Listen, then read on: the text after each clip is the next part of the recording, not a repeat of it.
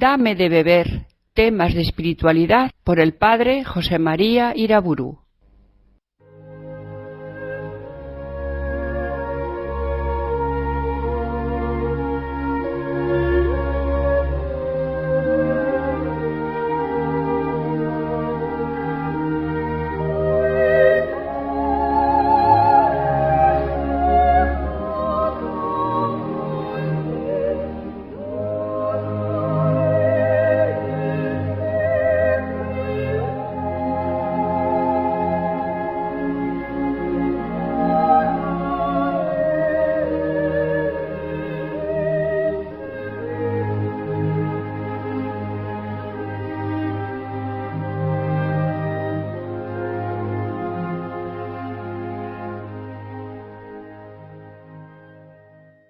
En el nombre del Padre, del Hijo y del Espíritu Santo. Continúo nuestra meditación sobre la ley en la vida cristiana. Y empiezo mis consideraciones en forma de oración con el Salmo 118. Señor, cumpliré sin cesar tu voluntad. Andaré por un camino ancho, buscando tus decretos. Comentaré tus preceptos ante los reyes, y no me avergonzaré. Serán mi delicia tus mandatos, que tanto amo. Levantaré mis manos hacia ti, recitando tus mandatos. Pertenece a la fe católica que el amor a las leyes de la Iglesia son parte esencial de la espiritualidad cristiana. En ellas, en las leyes, los fieles reconocen la voluntad de Cristo el Señor, que gobierna a su Iglesia a través de sus obispos y de las normas disciplinares que éstos establecen.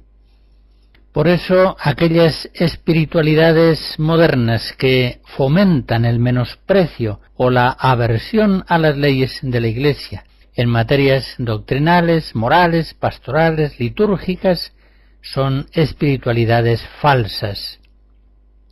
Los despreciadores de la ley eclesial son, pues, hijos del maligno, que, mientras todos dormían, sembraron cizaña en el campo de trigo de Jesús. Mateo 13. Son ladrones y salteadores, que se introdujeron en el aprisco de las ovejas sin entrar por la puerta. Juan 10. Son aquellos que hablan con desprecio de la burocracia romana para referirse a la Santa Sede del sucesor de Pedro, y aluden a centros del poder para referirse a las congregaciones romanas que asisten al Papa en su ministerio universal como vicario de Cristo y sucesor de Pedro. Es indudable que están perdidos, que están engañados por el padre de la mentira. Una cosa es fallar en el cumplimiento de las leyes eclesiásticas por ignorancia. Yo no sabía que tal cuestión era obligatoria, o bien incumplirlas por impotencia. Un párroco, por ejemplo, que nos dice, sí, sé que tengo que hacer un inventario, pero me resulta imposible.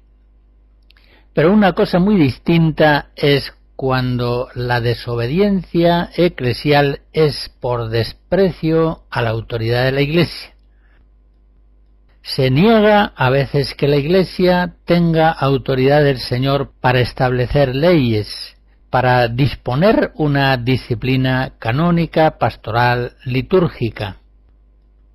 Ya vimos en la conferencia anterior que la Sagrada Escritura, toda la tradición católica y la enseñanza dogmática de la Iglesia nos enseña que efectivamente la Iglesia tiene autoridad y tiene obligación de establecer leyes, expresando así al pueblo de Dios la guía autoritativa de nuestro Señor Jesucristo.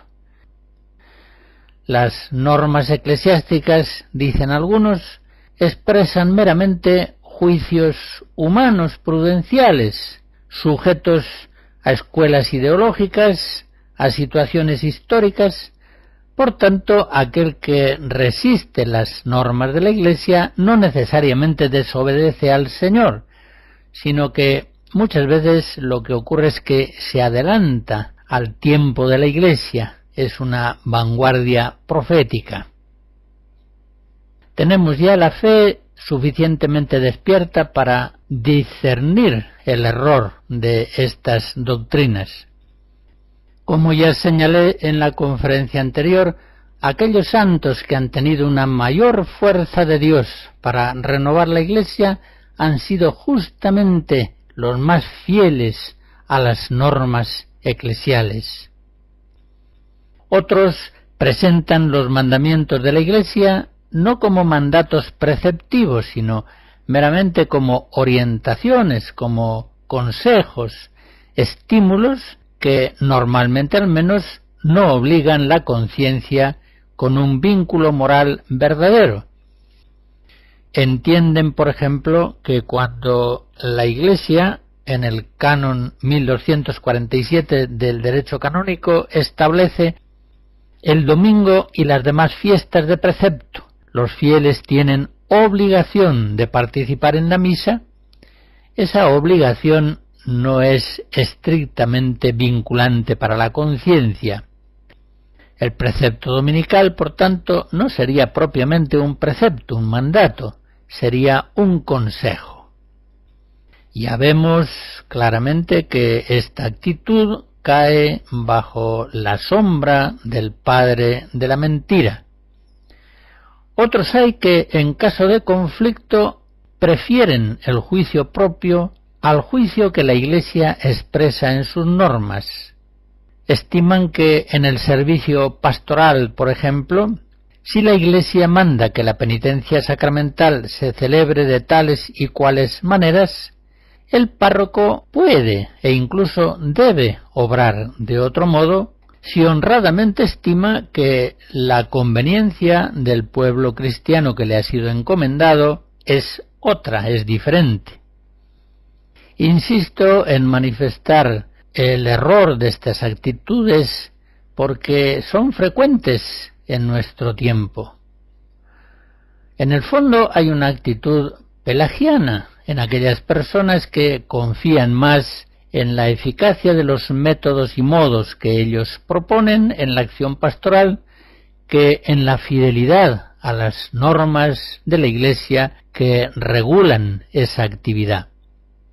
Si este párroco que tiene esta actitud, para lograr fruto apostólico, no confiara nada en sí mismo y pusiera toda su confianza en Dios, que es quien da el crecimiento, 1 Corintios 3, obedecería con la mayor fidelidad la disciplina pastoral y litúrgica de la Iglesia, tratando de ganarse así, por decirlo con una expresión un poco impropia, ganarse así la gracia del auxilio divino, por la fidelidad a la disciplina de la Iglesia, esposa de Cristo.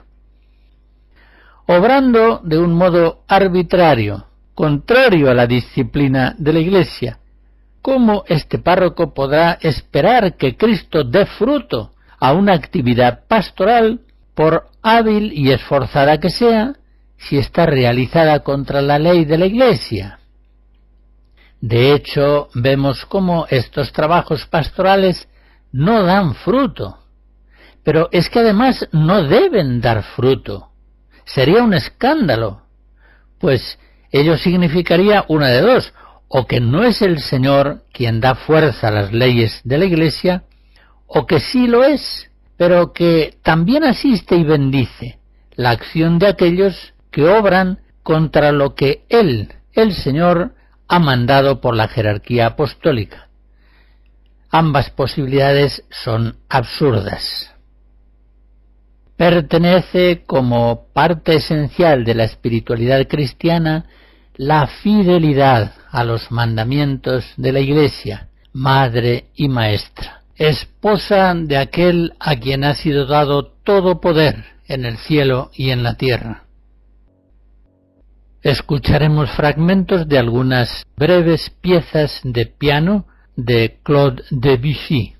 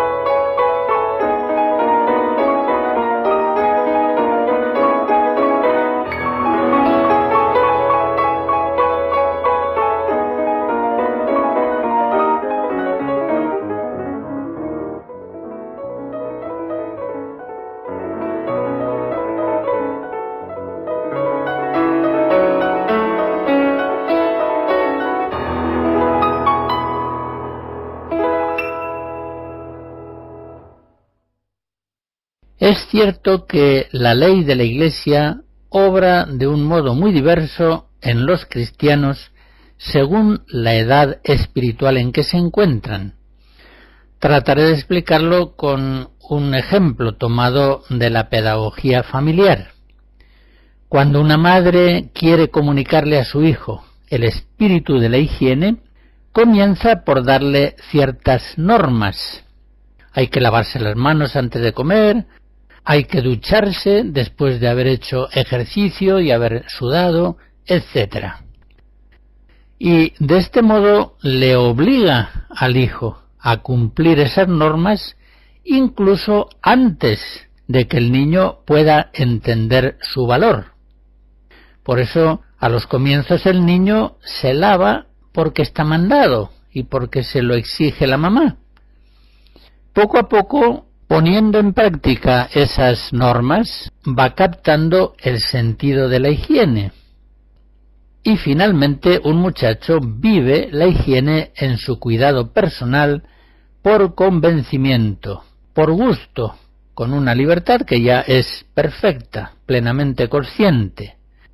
La obediencia diaria a las normas de la higiene le ha llevado a vivir plenamente el espíritu que informa esas normas.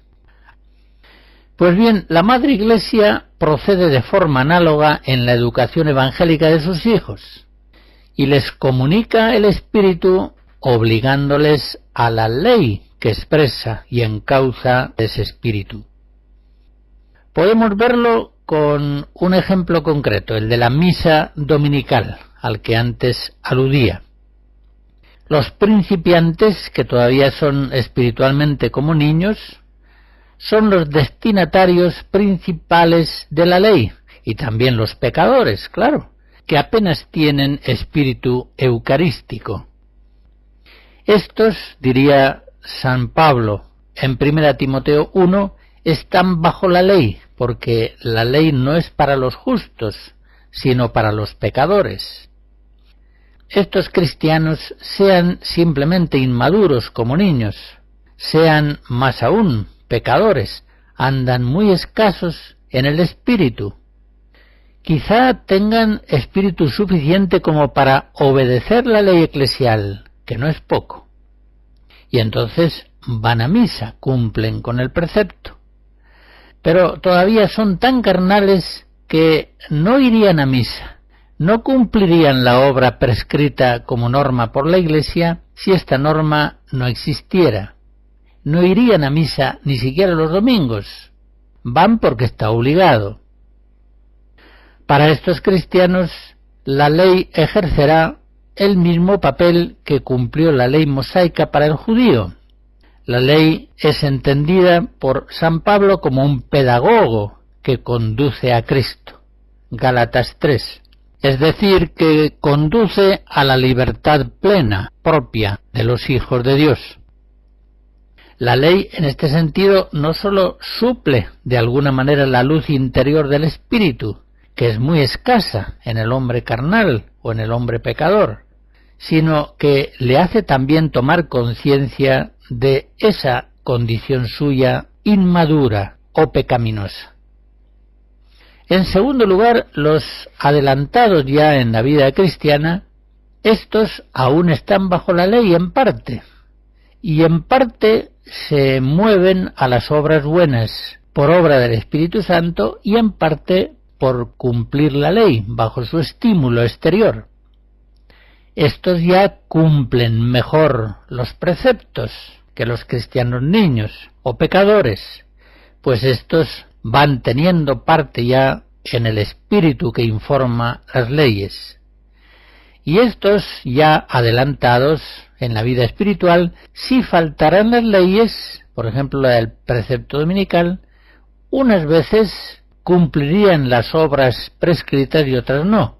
Unas veces irían a misa los domingos y otras veces no.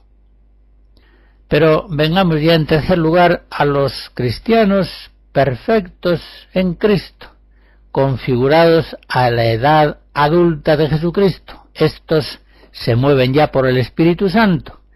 Aquello que dice San Pablo en Romanos 8, Los que son movidos por el Espíritu de Dios, estos son los hijos de Dios. Se entienden los hijos de Dios en condición plena y adulta.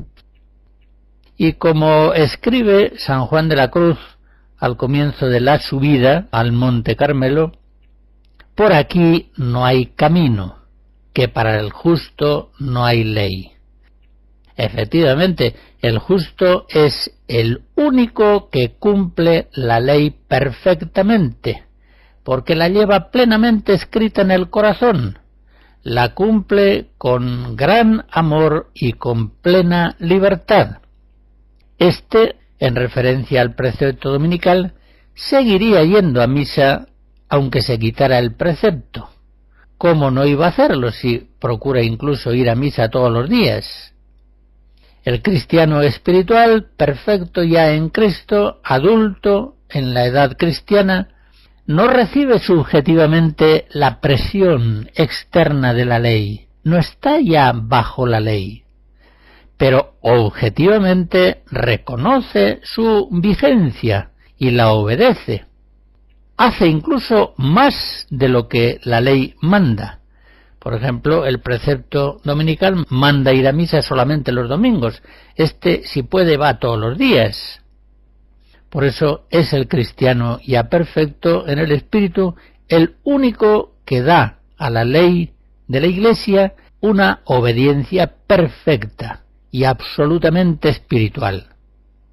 Según lo que acabo de exponer, podríamos decir que el cristiano niño que está bajo la ley todavía y que, dicho sea de paso, puede tener 60 años de edad, aunque algo de su espíritu ya posee desde el bautismo, está todavía en cierto modo en el Antiguo Testamento, pero el cumplimiento fiel de las leyes de la Iglesia le va haciendo crecer en el espíritu, de tal modo que llega un momento en que en parte se mueve por fidelidad a la ley, pero en parte ya por exigencia intrínseca del espíritu que obra en él.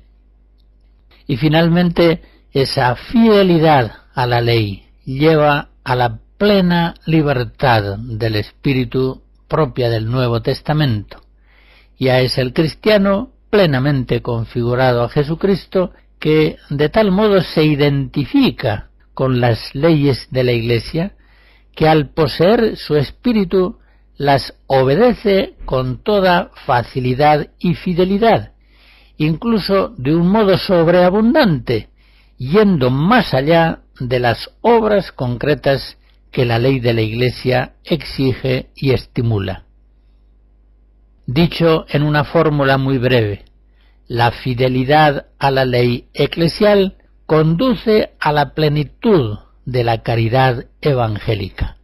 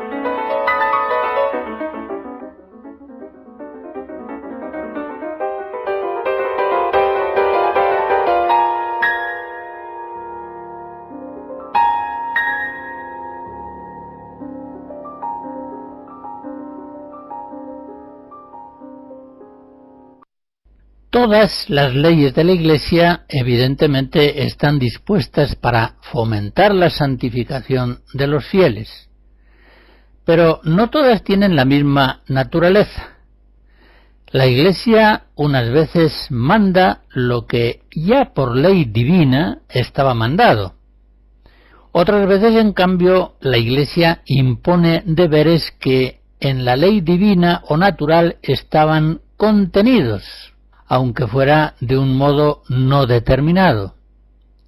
En ocasiones manda la Iglesia, ordena o prohíbe cosas convenientes al bien común, según las circunstancias concretas de la Iglesia en ese tiempo, pero que no están contenidas propiamente en la ley divina o natural. Esta realidad compleja nos lleva a examinar las tres categorías fundamentales que distinguimos entre las leyes de la Iglesia. En primer lugar, lo que podríamos llamar leyes ontológicas.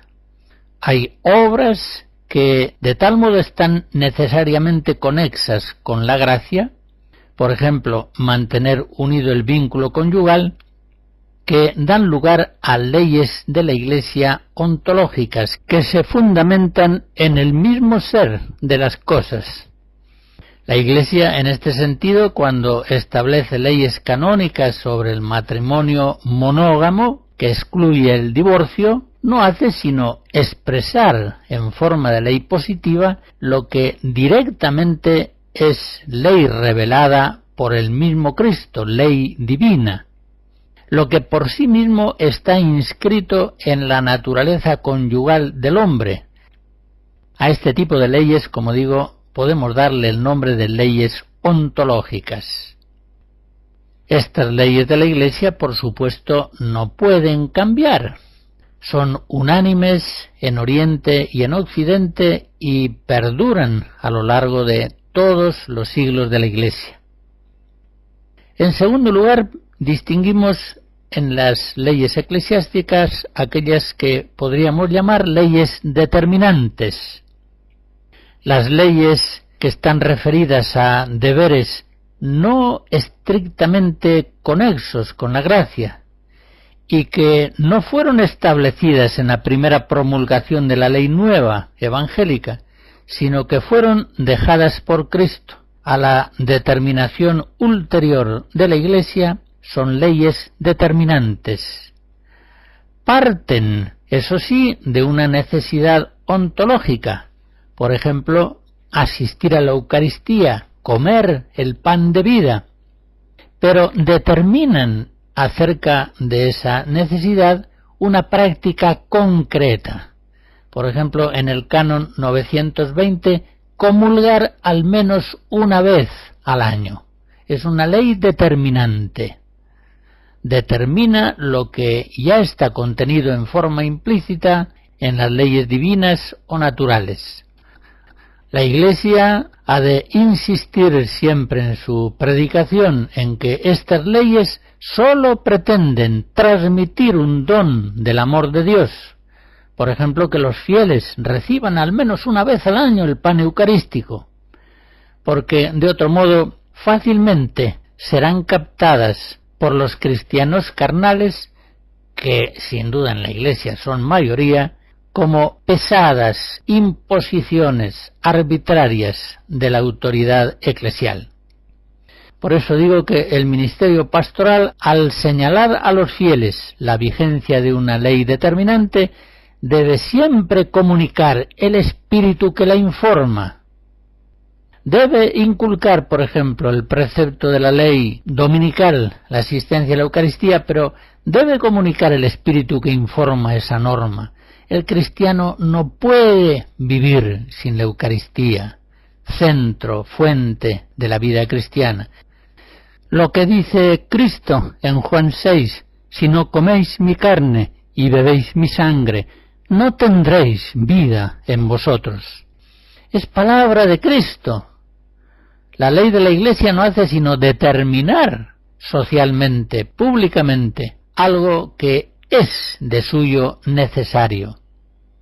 Muchos cristianos tienen muy poco espíritu, son carnales, pero tienen el espíritu suficiente como para poder reconocer en la ley determinante de la Iglesia un estímulo legítimo, benéfico e incluso necesario para el desarrollo de la vida cristiana, y por eso tratan de obedecer esas normas.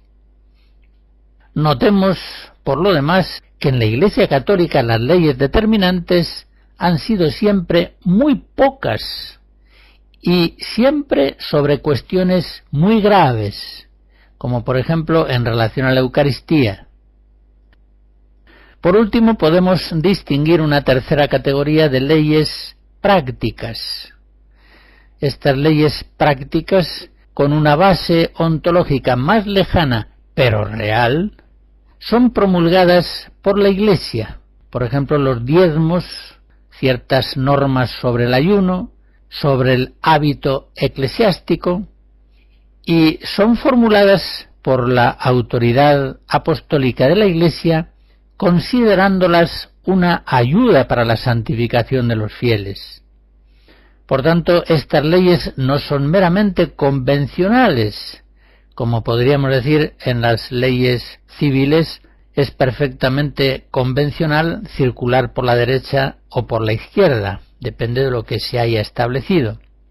No, las leyes prácticas en la Iglesia, como hemos dicho, tienen una cierta base en la misma realidad ontológica de las cosas. El vestido eclesiástico, por ejemplo, se fundamenta en la especial sacralidad de los que por el orden sagrado han sido constituidos ministros del Señor. Por eso, de lo dicho hasta aquí, podemos entender fácilmente que las leyes ontológicas no cambian al paso de los siglos. Las leyes determinantes cambian poco, pero en cambio las leyes prácticas son las más sujetas al cambio a lo largo de la historia de la Iglesia. Por ejemplo, puede haber en tiempos de Trento una norma eclesial, una ley práctica que prohíba la lectura de la Biblia en lenguas vernáculas a los fieles a causa del peligro protestante de la interpretación según el libre examen. Pero desaparecidas aquellas circunstancias, cambia la ley determinante, en este caso desaparece, y la Iglesia pasa a recomendar a los fieles que lean las Sagradas Escrituras. Las leyes prácticas, es decir, muy concretas, son las más circunstanciales, pero mientras están vigentes debemos obedecerlas con absoluta fidelidad, con la fidelidad propia que los hijos, con amor, deben en su obediencia a la Madre Iglesia, que bien sabemos equivale a una obediencia a Cristo, el Señor. Es verdad que hay peligros en las leyes prácticas y que no pocas veces los cristianos carnales pueden cumplirlas vaciándolas de su sentido espiritual, pero más peligrosa sería su completa ausencia. Muchas costumbres y tradiciones cristianas, muchos modos y maneras que dan forma comunitaria y visible al misterio cristiano de la vida de la gracia y que hacen el Evangelio más inteligible y más asequible al pueblo sencillo, se apoyan precisamente en leyes de la Iglesia determinantes y prácticas que concretan en formas muy sencillas el espíritu del Evangelio. Por eso hemos de considerar que, en primer lugar, las leyes prácticas deben ser fielmente obedecidas sin que el hecho de que en el futuro puedan ser cambiadas quite de ellas la obligatoriedad auténtica presente. En segundo lugar, la Iglesia no multiplica las leyes prácticas. En realidad son muy pocas en la vida de la Iglesia. Solamente la autoridad apostólica establece las leyes prácticas cuando llega al convencimiento de que sirven para el fomento de la vida espiritual en los fieles. En tercer lugar, se me ocurre hacer notar que el ministerio pastoral debe tener buen cuidado de dar siempre el espíritu que informa esas leyes prácticas. nunca limitarse a presentar sólo la obligatoriedad de la ley, sino que con ocasión de esa pedagogía pastoral debe transmitirse siempre el espíritu que informa las leyes. Si, por ejemplo, se predica el precepto dominical, la obligación en conciencia de ir a misa los domingos, hágase al mismo tiempo una explicación persuasiva de la absoluta necesidad del pan de vida para que el cristiano pueda permanecer en Cristo y pueda seguir caminando hacia la casa del Padre con este alimento celestial. Quiero también observar que en la historia de la Iglesia es mucho más frecuente que se den leyes prácticas para regular la vida de los sacerdotes y obispos que la vida de los laicos. De hecho, muchos concilios a lo largo de los siglos, al final de sus decretos, incluían ciertas consideraciones de vita et honestate clericorum, es decir, acerca de la vida y de la honestidad de los clérigos. En cambio, la historia de los concilios nos dan muy pocas normas sobre la vida de los laicos, y las que nos dan, referidas por ejemplo a la vinculación a la Eucaristía, a la unicidad del matrimonio, son muy esenciales, muy vinculadas a la misma vida de la gracia.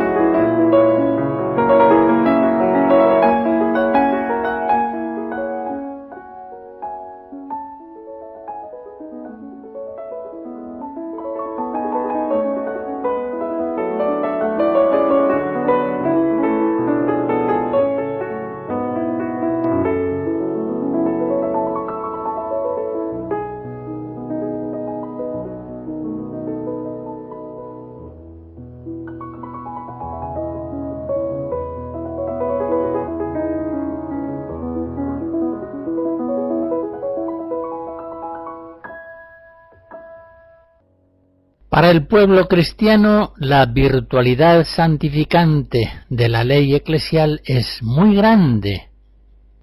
Voy a resumir, pues, en unas pocas notas, en 6 notas, las características de una obediencia espiritual cristiana de la ley. En primer lugar, tengamos muy claro que toda ley ha de ser obedecida fielmente hasta la última letra. Mateo 3. El que es fiel en lo poco, ese será fiel en lo mucho. Mateo 25. Cristo nos da el ejemplo de fidelidad a la ley, cuando paga el tributo del templo y en tantas otras ocasiones. Conviene que cumplamos toda justicia. Mateo 3. Por tanto, como digo, toda ley, sea ontológica, determinante o práctica, ha de ser obedecida humildemente, con amor y con toda fidelidad por los cristianos. En segundo lugar, tengamos claro también que la caridad debe ir más allá del mero cumplimiento de la ley. La ley siempre exige mínimos, por ejemplo, ir a misa el domingo, o comulgar una vez al año. Por eso, el que se limite a cumplir la ley morirá por la letra. La letra mata, el espíritu es lo que vivifica. 2 Corintios 3. La fidelidad a la ley, bien entendida, debe conducir a la plenitud del amor. Cuando esa fidelidad a la ley está mal entendida, cuando el mínimo se toma como un máximo exigido, entonces la ley sería causa de un infantilismo crónico, paralizaría el crecimiento espiritual de los cristianos. En tercer lugar, como ya he indicado también, hay que dar siempre juntamente el espíritu y la ley que expresa y estimula ese espíritu en la vida de los cristianos. Si se da solo espíritu, el camino evangélico queda sin trazar, resulta incierto, y muchos cristianos de poco espíritu se extraviarán. Pero por el contrario, si se da solo ley, los fieles se verán judaizados bajo un yugo que no podrán soportar, no serán capaces de cumplir las normas de la Iglesia. Un río es al mismo tiempo agua y cauce. Podríamos decir en analogía, es espíritu y es ley. No es solo agua un río, pero tampoco es solo cauce. El agua sin cauce no es río, sino tierra encharcada. Pero el cauce sin agua no es río, aunque quizá lo fue. Una tercera observación que aparece muy acusada tanto en la enseñanza misma de Cristo como en la de San Pablo. La ley evangélica es una ley de libertad. Santiago 2. Cumplir la ley nos libera de ser esclavos del pecado, de la carne, del mundo, del demonio, haciéndonos por el amor y la obediencia, como dice San Pablo, 1 Corintios 7, siervos de Cristo, Él nos hace libres, Gálatas 5. Esto es una verdad central del Nuevo Testamento y sin embargo tantos cristianos hoy, completamente alejados del pensamiento bíblico, consideran que sólo es libre lo espontáneo, aquello que está obrado al margen de toda ley obligatoria. Para ellos el área libre es el área que no está bajo el influjo de la ley. Por tanto, a menos ley en la vida del pueblo cristiano, en la escuela, en el convento, en la ciudad, a menos ley, más libertad. Estos, al parecer, encontrarán la suprema libertad solamente en la selva virgen, entre los antropoides. Allá en la selva no hay leyes. Es un gran error. El hombre sin ley vive abandonado a los deseos de su corazón. Romanos 1. El hombre sin ley es carnal y, obrando espontáneamente, peca. Y pecando se va haciendo cada vez más esclavo del mundo, del pecado y del demonio. Con gran frecuencia la Escritura da al pecado el nombre de anomía, es decir, sin ley, contra la ley. Y a los pecadores, a los que hacen el mal, les da el nombre de anomoi, hombres sin ley. 2 Tesalonicenses 2, 2 Pedro 2. Por el contrario, la Escritura, por ejemplo en el Salmo 1, ve al hombre que es fiel a la ley como un árbol plantado al borde de la acequia. Da fruto en su sazón y no se marchitan sus hojas, y cuanto emprende tiene buen fin. Efectivamente, es aquel que, ateniéndose a las leyes de Dios y de su Iglesia, se hace libre, libera por la gracia su libertad esclavizada al placer, al dinero, al poder, al éxito, a las circunstancias, al pecado, al mundo, al demonio. El cristiano, asumiendo fielmente la ley, protege y desarrolla su libertad personal y nunca, ni siquiera en los modos corrientes de hablar, debe aceptar esa contraposición ley y libertad. Por ejemplo, cuando vemos en los horarios de una casa de ejercicios o de donde sea, de tal hora a tal otra, tiempo libre. Es una tontería. Todo el tiempo que se pasa en esa casa es un tiempo libre. Por eso digo, ni siquiera verbalmente, en los modos de hablar, caigamos en el error de pensar que solamente es libre aquel tiempo que no está regulado por unas obligaciones normativas. Una cuarta observación que me parece muy importante. La ley estimula actos internos, no solamente estimula actos externos, obras exteriores. La mera ejecución material de la obra prescrita por la ley da lugar a una obediencia puramente material, que no es virtud, y que incluso puede tener motivaciones insanas. Cumple la ley por evitarse líos, por quedar bien, por tener ciertas gratificaciones sociales. Por el contrario, la ley ha de suscitar una obediencia formal. Quiero decir con esto, ha de suscitar un acto humano, aquel que implica atención e intención, conciencia de la mente y libertad de la voluntad. De otro modo no sería un acto cristiano. Los actos cristianos son conscientes y libres, están realizados en la fe operante por la caridad. Gálatas 5. Por eso, por ejemplo, cuando la Iglesia manda ir a misa, impulsa a hacerlo con atención e intención, sin las cuales no habría cumplimiento de la ley, aunque hubiese una asistencia física a la celebración eucarística. Y una sexta observación que también me parece de gran importancia. Debemos ser conscientes de que la simple repetición de actos remisos prescritos por la ley apenas vale de nada, no crea virtud, no forma hábito operativo, porque en ese cumplimiento no ha habido actos conscientes y libres de la persona. No se han producido actos intensos, que son los que forman y desarrollan las virtudes. Incluso ese cumplimiento reiterado de la ley, pero cumplido en actos remisos, puede resultar peligroso, pues da a la persona una apariencia engañosa de virtud.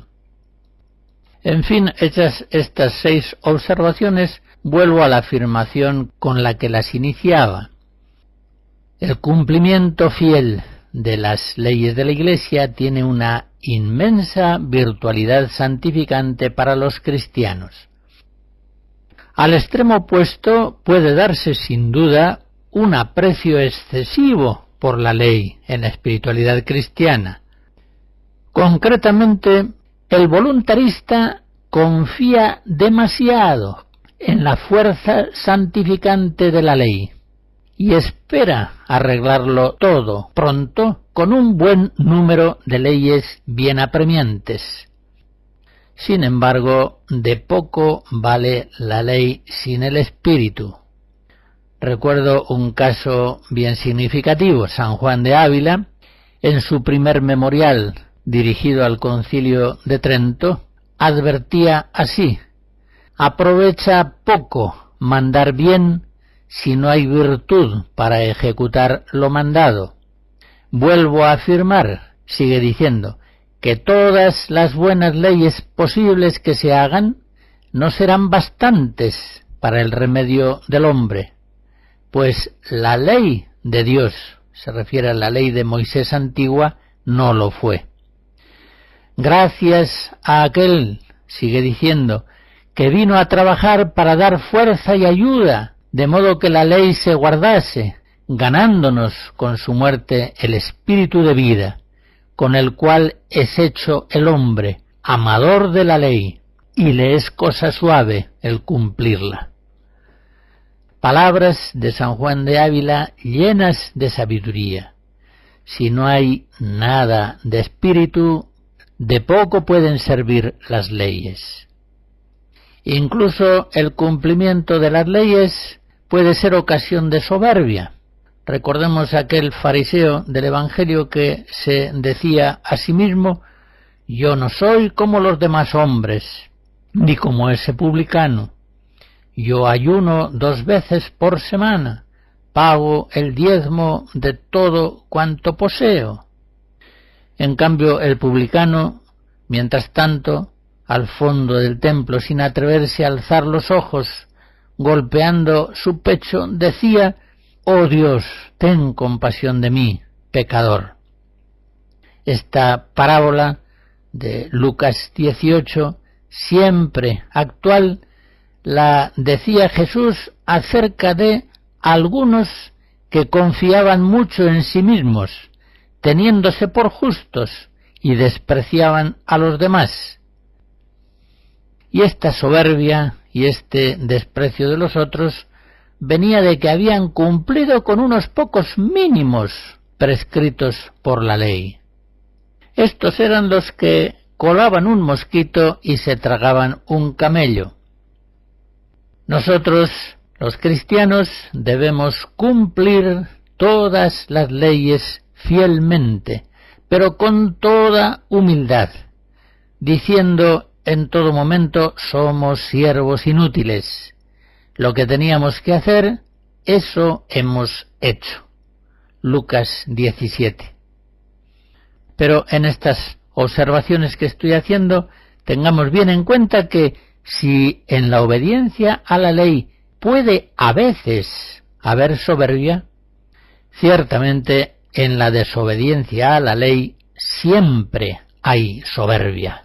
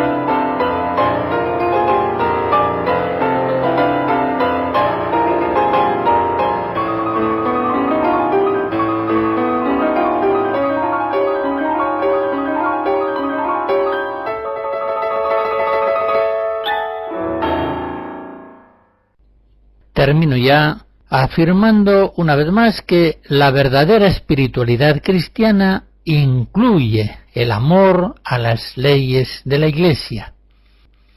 Los cristianos debemos amar de corazón la ley eclesial, debemos amarla más que los judíos amaban la ley mosaica, pues la nuestra es ley de Cristo, es mucho más perfecta y salvífica, es ley de la Iglesia. Por eso, reconociendo la ley de Cristo en las leyes de la Iglesia, debemos seguir haciendo nuestras aquellas oraciones de los salmistas judíos. La ley del Señor es perfecta y es descanso del alma. Los mandamientos del Señor son rectos y alegran el corazón. La veneración a los sagrados cánones de la Iglesia ha sido una constante en la tradición católica de Oriente y Occidente, y por eso ha de considerarse como una nota esencial de la espiritualidad cristiana. Las normas de la Iglesia, doctrinales, morales, pastorales, litúrgicas, son como un camino evangélico que ciertamente, con toda seguridad, nos conduce a la casa del Padre, a la bienaventuranza eterna.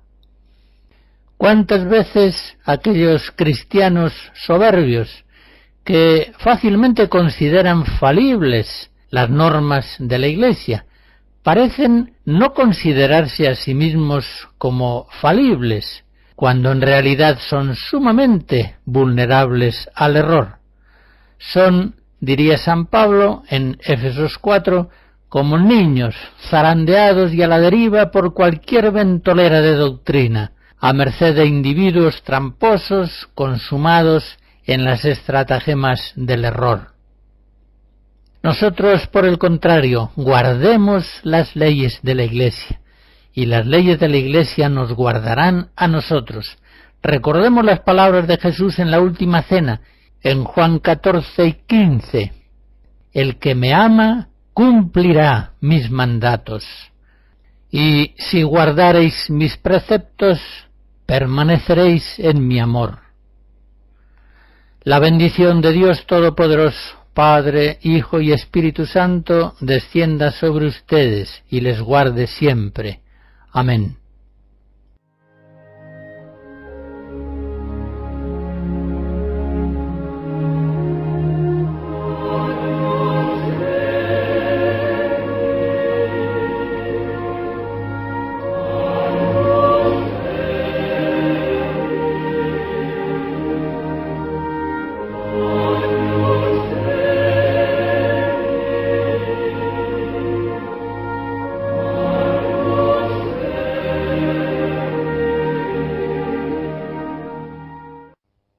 Hemos escuchado Dame de beber, temas de espiritualidad por el padre José María Iraburu.